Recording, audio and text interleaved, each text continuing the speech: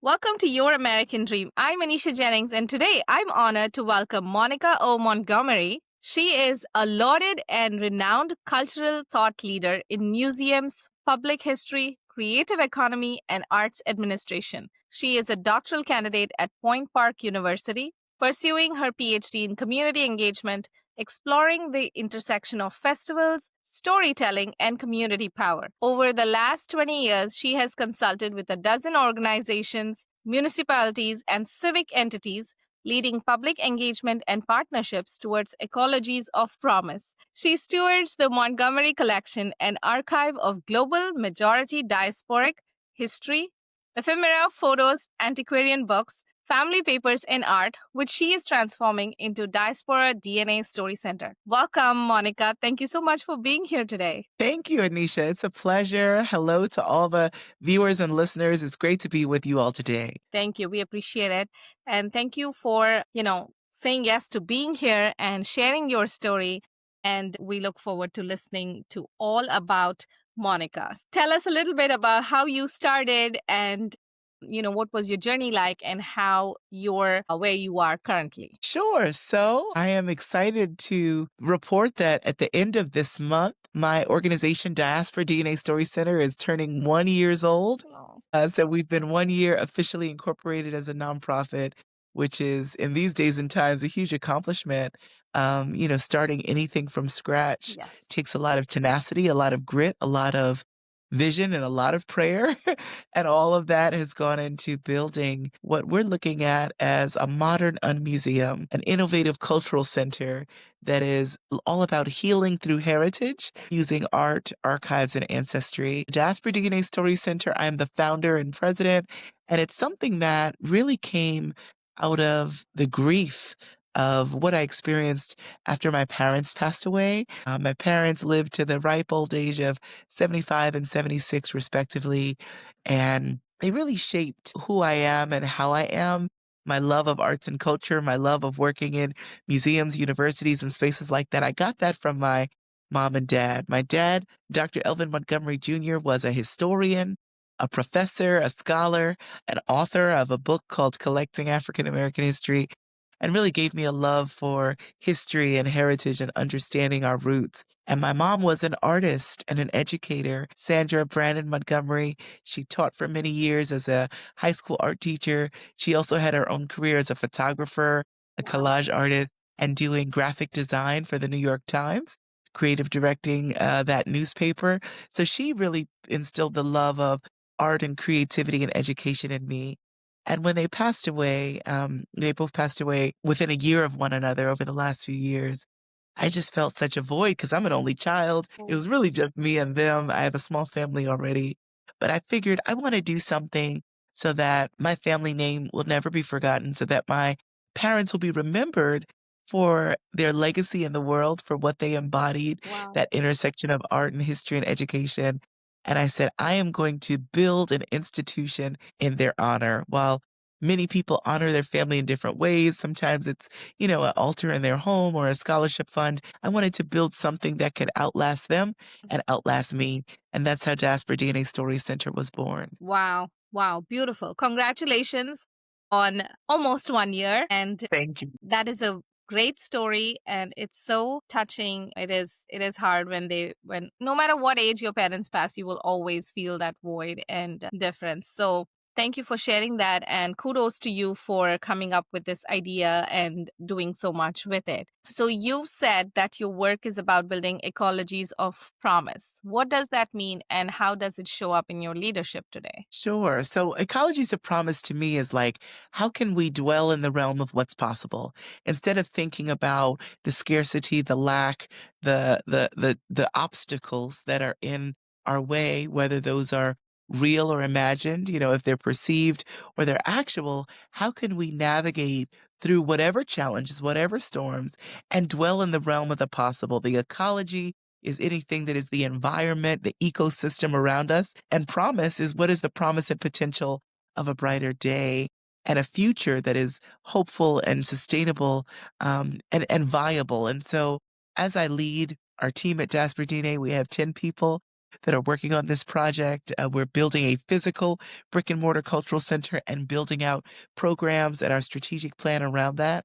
As we're doing that work, and even as I work as a consultant working with many different museums and cultural centers and clients, I'm always trying to imagine what is possible, what is needed, what can make us be on the right side of history Right. in this moment. And I like to be very solutionary and somewhat optimistic Yes. in the way that I lead and the way that I navigate with client work. Awesome. So tell us more about the work that you are doing in Diaspora. Like, how does it start? How do you like curate things? What is the storytelling aspect? What does it all entail? Sure. So we're really looking at specifically the global majority and the lives, the art, the heritage, the history, the culture of the global majority. Global majority is broadly defined as anyone living in the global south or any person of color. So that can be African or Indian or Asian, Polynesian, Native American, Latino, Latinx, Caribbean, Black American. People of color all across the world is a majority, and that's why we call them global majority. And I wanted to look at that broadly. I think that my parents are people that taught me to be students of the world and lovers of travel. So I've gotten to travel in my lifetime to many places. I myself am African American, but I feel connected everywhere I go. I've been all through Europe and Latin America and the Caribbean and the continent of Africa. And I've really found almost a bit of home in every place I've traveled to. So I really love travel. I love learning languages. I love learning about customs and recipes. And it's just given me a better, broader understanding of how connected we all are. So this idea of diaspora is a word that just means any group of people that started in one place and left their home and went to another. I know that's a theme that you explore on your show Yes. pretty heavily, and so I think it can resonate. So even though I am still in the diaspora, I was born in New York, I still live in America, I am fascinated by people that pick up and move to different places and carve out a life and keep their customs and further their tradition. So that's what we're exploring. And with Diaspora DNA, we have this archive of books and ephemera that's photographs, magazines, posters, newspapers about people from all over the world.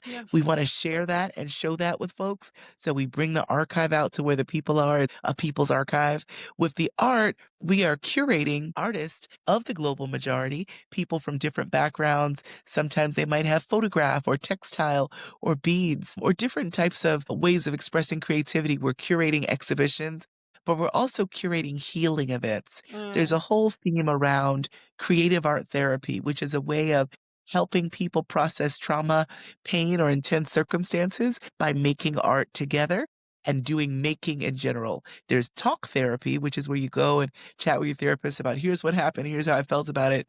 And then there's art therapy where you can craft something, you can build something, you can sculpt something, you can do dance or movement or listen to music, and that helps you heal. So that's a core part of our artwork, of the work of the art strand of our work. And then lastly, we have the ancestry.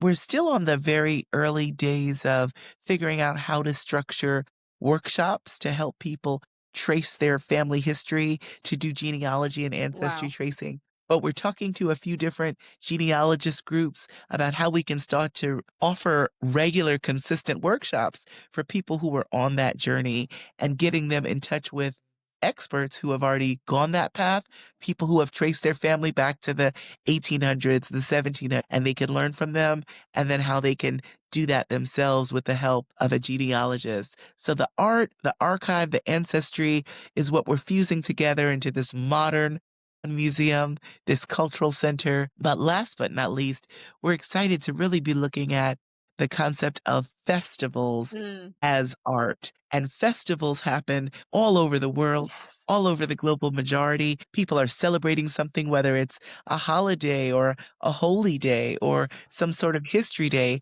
And there's different reasons people come together. So we want to highlight festivals as its own creative diaspora art form. And we're mapping and bringing together festivals from all over the world and planning a tour so that people can learn about heritage and culture through festivals. Beautiful. Beautiful. Thank you for sharing that. That's amazing. And I love how you explained about the talk talk therapy and the art therapy. That is definitely very helpful. So, as an African American woman in museum and cultural spaces, what challenges have you faced and how have you transformed them into opportunities for change? That's a great question. I'm fortunate to have had the opportunity to curate at the Smithsonian. I was one of the 4 curators selected to do the Smithsonian Futures exhibition, which was when the Smithsonian turned 175 years old, Wow. which is pretty old in museum years and human years. Yes. So we curated a special exhibition showing how all along the Smithsonian has been an agent of change and an engine of the future. And we pulled items from each of the 21 different museums. So they had things from the zoo and the botanic gardens and African art and air and space and all the different units that make up the Smithsonian, which is largely based in Washington, D.C., but also has units, some up in Cambridge, some down in Panama, all over the globe. So it was very interesting. I was the only African American curator working in that space, and one of the few African Americans on the team. And I've found that most places that I've worked, I'm kind of one of only, one of one. It is a solitary journey, but what I try to do is to encourage my colleagues and leadership team and anyone I'm working with that there are many more talented professionals out there and exposing them to where these people are. There are different networks that organize people of color to work in museums, to visit museums. I had started a while back one such network called Museum Hue, which was also connecting global majority folks to working in museums and professional development. There's another group called Arts Administrators of Color, which also connects anyone who works in the arts into the global majority to different institutions. There's the Association of African American Museums. So there are all these spaces where we're gathering for professional development, for moral support. And I want to make sure that my colleagues in these institutional spaces know that they exist. So I would often bring folks in for a professional development or send people to conferences or just let the leadership know here's where we are if you're looking to diversify your team. And that's been my effort towards that. Beautiful. Beautiful. So, you've curated exhibitions that blend art, history, and social justice. What role do you believe museums and cultural institutions play in shaping public consciousness? Sure. I really feel that museums and cultural institutions are the memory of the society. You know, nowadays, and not just nowadays, I would say over the past 20 years, things have evolved so that the news cycle, I went to school for journalism, and the news cycle moves so fast that what is making headlines today by the next day is old news, Yes. right? Yes. But if journalism is a sign of what's happening rapidly at the moment, where does the history and the memory go after that news moment is over? And I believe museums and cultural institutions can be that space, the way that we remember what has happened in our lives, the way we understand what's happened in other cultures and other people's lives, and the way that we make sense of the world around us so that we don't just get caught up in a endless loop of, a 30-second attention span for a TikTok video, right? Or a quick snippet here or there, but that we're being more thoughtful and mindful and understanding the full spectrum of history and society. That's what a museum and a cultural center can do on its best days. Beautiful. I like how you explain that. It's like creating something that is going to stay and not just these quick reels that in today's world at Yeah. least everything is like, oh, it's done and gone and okay, it's still news. So thank you for explaining that. So representation is a recurring theme in your work. How do you approach creating inclusive exhibits that go beyond tokenism to true equity and shared authority? That's a great question too, and shared authority is one of my favorite themes. I was just moderating a panel last night from one of my clients, the Brandywine Museum of Art, and we were talking about representation and equity in art collecting. This was a room full of art collectors. It was invite only, but both of the art collectors and the artists on stage were African American men, and that also is something that's a bit of an anomaly you don't see often. And we were saying, how can we encourage more people in spaces where they aren't usually seen to collect Black art and for Black people to be the collectors of that art. So I think representation is partially about exposure and knowledge, understanding what are the available suite of options, how you can see yourself in doing something by seeing someone else who's role modeled that path. I think that's part of representation. I think equity is certainly about realizing who's at the table and who's in the room and who needs to be and how to find those folks and bring them in. I do a lot of work in community engagement and constantly anytime we have a meeting of any sort with a group, I always say, thank you for coming and making time today. Who else should be here that's not? Let's go get them on the second round. Let's send them an email. Let's let them know this meeting happened. Let's share the notes with them. Let's be transparent and above board and open in our dealings so everyone feels included and inclusive in the process. And then the representation and equity can flow from that. But I'm very big on just transparency and making sure that people know what's happening, even if they can't attend. And if they haven't been invited, let's invite them for the next go round. And as it relates to museums and art, I think that means getting more global majority people of color to visit spaces by reaching out to them, marketing to them, translating materials bilingually, making sure that if people have an accessibility need, whether they're a lactating parent or if there's someone that has assistive listening devices or someone in a wheelchair or someone that just has neurodivergence and needs a calm place to be, that all of that can be accounted for and provided for in a physical museum space. Awesome. That's beautiful. So tell us a little bit more about what does community engagement look like at its best and how can leaders across all industries apply those principles? Sure. I would say community engagement is really any time a group is interacting.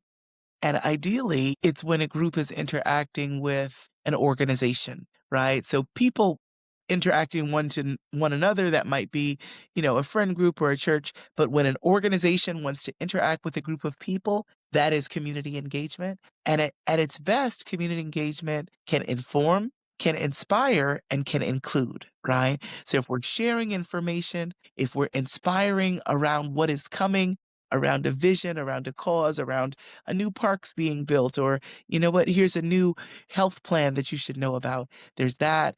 And then inclusion. Inclusion is literally just making sure the widest group of people have an awareness and have been invited to the table. And if they haven't, then you have to keep going back and making sure everybody knows and everybody cares and everyone can have their say and input put into the process. That's the essence of it. I love that. Love that. Love how you explained it and how you broke it down for us. So many of your talks emphasize career pipelines and shared power. What shifts do institutions need to make to build real inclusion into their system? Yeah, I think, again, highlighting that spirit of community engagement. It's something that I think is a principle that is overlooked, and then sometimes it's thought about on the back end. They put it as like the croutons on a salad. It's like, oh, we've planned this whole thing, and we're doing a new real estate development, or we're doing something for this group of people. Oh, by the way, someone should tell them. Let's get a community engagement person, right? Right. And that's not the way. It should start at the very outset that there is a community engagement element or a person who's leading that work at the beginning of any and all projects. I will say that I've been a professor in a number of universities, and sometimes the university will want to bring a new class or do some sort of change to the curriculum, and they'll be talking about, this, we should do this for the students or that for the students. And I'll just casually ask, oh, have any students been a part of these meetings, right? Yeah. This is for them. This is about them. Can they come? Can they help with the decision making?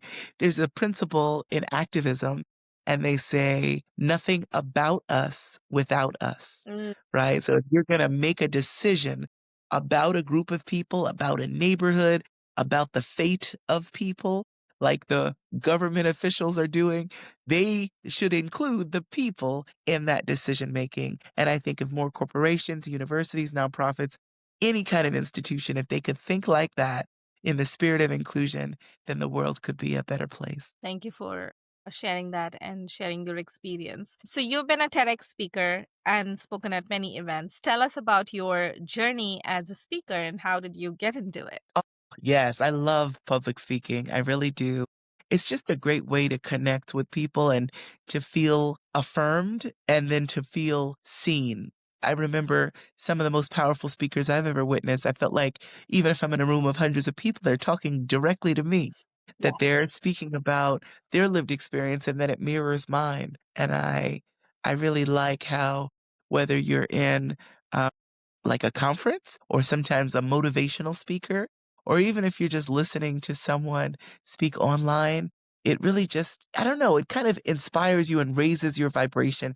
You feel more able to handle what is happening in the world when you've heard a good speech, a really good Yeah. speech, right? Not someone droning on, but just like this is human. There's a story in it. That's why Diaspora DNA is a story center because I want people to story tell and to story share and to do that deep listening.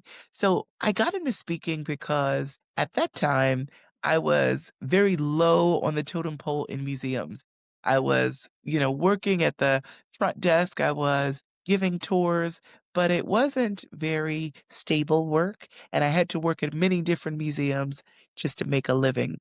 And I remember several of my friends were also in this boat. And someone said, you know what? There's a conference coming, and we should pitch a session in this conference about the precarity of museum work, how hard it is to make a living as a museum educator, as a tour guide, when you have to work in 6 different places and none of them are full time and all of them, don't offer benefits. Like, let's create something where we speak at the conference together about this. I'm like, oh, that sounds great. Then I was like, who would want to hear that story? And they were like, there are people that want to understand what we go through. So we wrote this session proposal for this conference.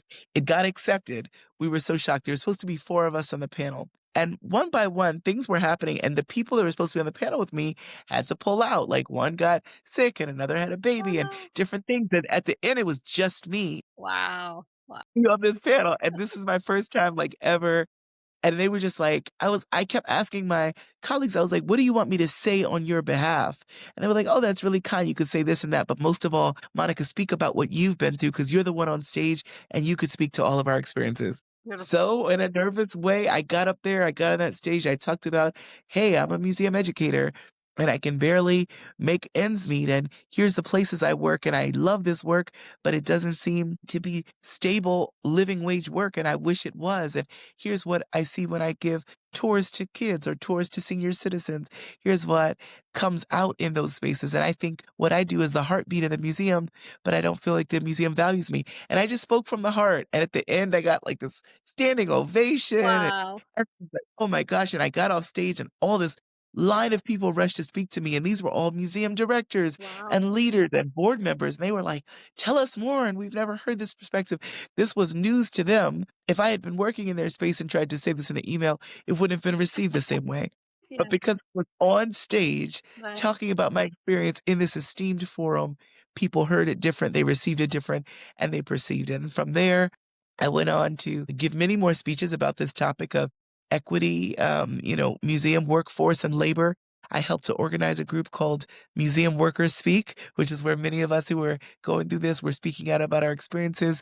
This is when Twitter was first getting really big. So we used to do tweet chats. Wow. And have meetups. And over time, as I spoke more, my topics started to evolve.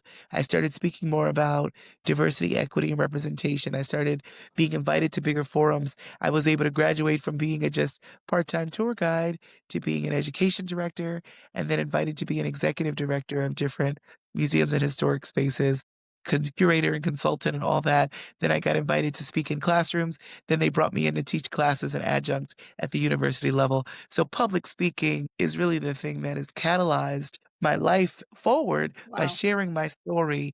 It led to all the other good things to come. Beautiful. Beautiful. Thank you for sharing that important part, which is that even though you were nervous and you had that and you're like, who's going to listen to me? You still went ahead and did it. And that like really catapulted your career in a different, it enhanced it. And that is such an important takeaway that, sometimes you feel nervous, but just taking the step is important. And I remember thinking about this when I was going to start my podcast initially. I'm like, who's going to listen to all of this? Who's going to listen to my story? Who wants to hear me? And then as I started, I was like, I'm just going to share it. And whoever hears, hears. And then, now we are a year and a half in, and I've had, at least 55 women on the show. And it's been amazing. So I guess just taking that leap of faith. Thank Congratulations. you. At least taking that leap of faith is so important. So tell us a little bit about how preserving personal and ancestral history would empower the next generation. Sure. So there's a concept that we share with our Diaspora DNA team that we're trying to bring out to the world, and it's this term called kin keeping. Kin keeping is not a term that I invented. I actually learned it. It was the New York Times word of the day Oh, about okay. a year and a half ago, but I was so inspired by it, and I've been doing more research and looking into it. And kin keeping is just simple. It's the act of keeping your family connected, keeping traditions going, staying bonded to the groups that you hold dear. So whether that's talking to an elder in your family, visiting a family member who has a new baby, or checking on someone who you love who's in the hospital, or sharing a recipe, sharing a family scrapbook, telling people the stories of your family and telling them the stories of your life, or recording their oral history. All of that is kin keeping.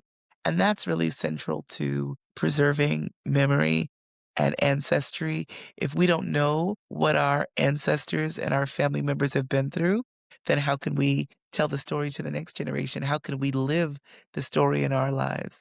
So the reason I'm able to start something to honor my parents that is bigger than anything I could have ever dreamed is because I know their story, because they told me about their lives and I watched it happen. I really saw in real time how my mom went from working at the New York Times to being an art teacher so she could have more time to meet me after school. I saw how my dad stayed up late nights writing drafts of the book that would later become Collecting African American History, which Beautiful. was the first book of its kind when it was published in 2001. Wow. And next year it'll be the 25th anniversary. I saw the work they put in. I witnessed it. Again, we were a small family, just the three of us, but I saw it. And then as they got older and passed on, I've been able to keep that torch alive for what they did, because I've kin-keeped with them, and I don't have any children, but I'm passing it on to the world, this legacy for all to know. So I think it's important that we do the kin-keeping that we can within our families, within our communities, within our friend groups, and that we don't forget just the sacredness and the stillness of getting to know one another at that deep level and carrying the torch of story between us all. Absolutely. So well said. It is so important to have that connection and especially in today's digital world where we're all like so isolated and you still miss that. You miss the community aspect because God made us social beings. We're supposed to be in society. We're supposed to, interact. So thank you for sharing that. Let me just share one more thing with Yes. that. We are trying to, we're still in the early phase of this, but trying to create a kin-keeping day, Oh, that people can practice kin-keeping, and we're thinking of doing it on Black Friday, the day after the American holiday Thanksgiving. yeah. That's a day that many people take off. Some people go shopping, but a lot of people are just taking it as time to spend with families, so they're already in that atmosphere, in that mood, and we're gonna share on social media some tips and some tricks how people can kin-keep within their own families in that holiday season. Beautiful. I'll be looking forward to that and we will share it in the link with your episode. Thank you. So, like we were talking before we started recording, why do you call it an unmuseum and what makes this approach to archiving and storytelling unique? So I've been working in museums for the last 20 years. That I've done everything, as I said, from the very bottom, being a unpaid intern, getting coffee for people, to a tour guide, to working with kids, working with seniors, planning programs, planning festivals, planning golf tournaments, being executive director, fundraising through the pandemic, curating exhibitions. I've done it all. And I know the world of museums like the back of my hand, and I know what museums do well, and I know what sometimes is the gap Mhm. of what's missing. And what I think sometimes what's missing in the museum ecosystem is just that everyday people feel that museums are for them, that they can access them, that they can feel welcome in them. Sometimes it's the ticket price Right. that keeps people away. Sometimes it's what we call the institutional body language. That's an industry term that basically means people's perception of the institution either makes them feel welcome or makes them stay away. So Mhm. if you are someone who's not from this country, or you're bilingual or multilingual and you're not as familiar, and you walk up to a large marble building with huge columns and security guards outside and several flights of steps, you might be intrigued, or you might be like, wow, what's that? And can I go in there? Am I allowed there? I don't Yes. know. And then maybe you get in the door and people are not as friendly to you or they don't speak your mother tongue Right. or there's no accessibility. That also can make people feel shunned, make them feel rejected, or make them feel unwelcomed. Wow. So the institutional body language of many museums is off, right? Or it's too expensive, or they're just not doing what they should do to market to global majority audiences. Right. But when people think of a cultural center, that is a much warmer feeling and a much more inclusive vision that people are like, "Oh, a cultural center, I can go there and make art or go and see art or catch a documentary or come with my family." It's a different vibe, and often museums and cultural centers do the same work, they just are thought of in different ways, but we wanna make sure that Diaspora DNA Story Center is the kind of cultural center that is warm, welcoming, and that everyone feels they can tap into. Beautiful. So, what does the American dream mean to you now as someone curating cultural memory and global narratives? When I think of the American dream, I think of all of my global majority brothers and sisters who are migrating here to this country or aspiring to, that are coming with the hopes of a better life, of economic alternatives, that there are jobs and businesses that they can engage in and start, that there is safety and freedom of speech, that there is quality of life and healthcare and clean environment. I think of what this country could be on its best days. I think of what it used to be and what hopefully it can return to. In this moment, I think the dream has turned kind of to a nightmare for many people Yeah. with some of the current administration. But I think the hope that springs eternal that people have about a new life in a new country is the essence of that dream. And I hope it's something that people actually can attain and that more people can access it, that it gets expanded, that everyone who wants to be a part of that American dream can come and do so freely without fear of persecution. Absolutely. Absolutely. So, if you could leave our listeners with one call to action around storytelling and representation, what would it be? I'm gonna give a slightly different call to action. It's not about storytelling or representation, but really just life advice, right? Yes. I am one woman on a mission, and I've pushed myself in my grief to places that I never thought I could go to build something that boggles the mind, that defies reality. When I tell people I'm starting a cultural center, they're like, "What?" They're like, "Who authorized you?" No one. I didn't need authorization. I didn't need validation. I didn't need approval. My God and my ancestors is the only North Star I have, and that's all I need. And so I believe that people should do things that seem big, scary, and impossible for the sake of their own personal growth and for the sake of the community and the society we live in so we can have more inspired paths to walk on. So my advice for the listener would be feel the fear and do it anyway. Yes. I literally have it written on my wall by my mirror. Feel the fear and do it anyway. You have a big dream, a big idea, good. Let it scare you, let it inspire you. Use that as fuel and make it happen. There's no one that can and should tell you what you can and can't do. You decide that for yourself. You align yourself with your faith practice and your capabilities and go forward. So feel the fear and do it anyway is my advice for the listener. Amen. I love that. I really love that. So if somebody wants to visit your center, tell us more about, what it looks like, how can they reach you, how can they work with you if somebody wants to learn more about what you're doing, what is the best way to contact you, reach you, work with you? Sure. So they could go to our website, www.diasporadna.org.